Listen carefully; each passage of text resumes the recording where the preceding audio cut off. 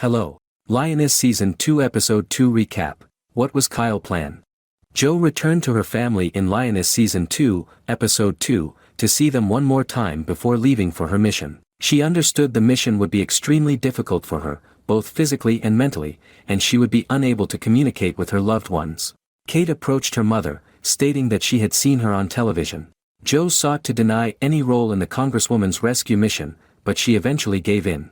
Kate questioned Jo's decision to pursue such a profession given the risks involved.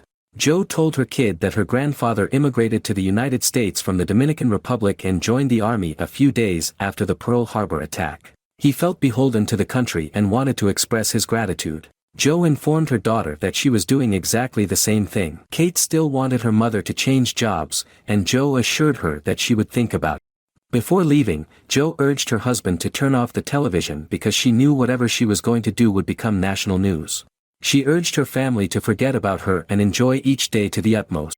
What exactly was Kyle's plan? After conducting an investigation, Kyle discovered that there were 4 major cartels operating in Mexico: the Sonoran Cartel, the Tijuana Cartel, the Nuevo Cartel, and the Los Tigres Cartel, each of which controlled certain regions. Out of these 4 cartels, the Los Tigres had tight links with China, owing to their control over the region's oil pipelines.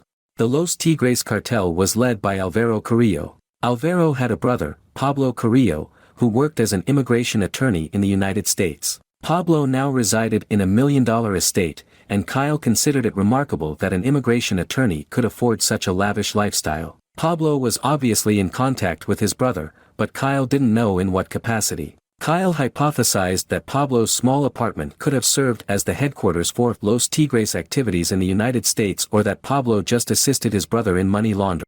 Pablo knew about his brother's activities, so Kyle and his crew could use him. Pablo had a daughter, Josefina Carrillo, who was a pilot in the United States Army and was currently deployed in northern Iraq. Kyle was aware that Jo disliked someone else recruiting a lioness for her, but he informed her that Josefina was the best candidate for the position. Jo knew Kyle was correct, but she was stationed in Iraq, and everyone on the squad despised the notion of traveling there to meet her. Also, convincing Mullins that the plan could be carried out was a significant effort, as Caitlin and Jo were both aware of the potential obstacles.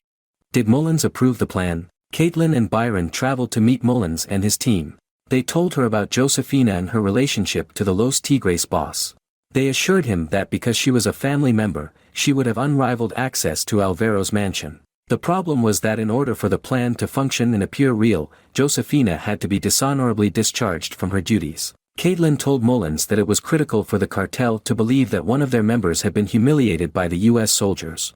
Caitlin and Byron informed Mullins that it was quite likely that the cartel would use her services after that. The Mexican cartel wanted someone to fly their own people to the United States, and Josefina, who flew Apache for the U.S. Army, was the best choice for the task.